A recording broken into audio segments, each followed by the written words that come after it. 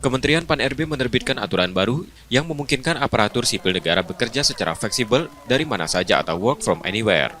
Kebijakan tertuang dalam Permen Pan-RB nomor 4 tahun 2025 tentang pelaksanaan tugas kedinasan ASN secara fleksibel. ASN kini dapat menjalankan tugas dari kantor, rumah, atau lokasi tertentu sesuai kebutuhan instansi dan karakter pekerjaannya dengan jam kerja yang lebih dinamis. Menanggapi hal ini, pemerintah Kota Palembang telah meminta Badan Kepegawaian dan Pengembangan Sumber Daya Manusia untuk menyiapkan aspek sumber daya manusia serta perangkat pendukung.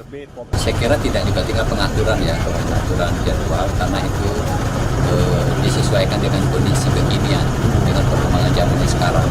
Karena suka tidak suka, mau tidak mau ke depan itu akan diterapkan juga pada ujungnya di sana. Penerapan WFA dinilai sebagai bentuk adaptasi terhadap perkembangan zaman tanpa mengurangi tanggung jawab maupun kualitas layanan publik. Nur Muhammad, Kompas TV, Palembang, Sumatera Selatan.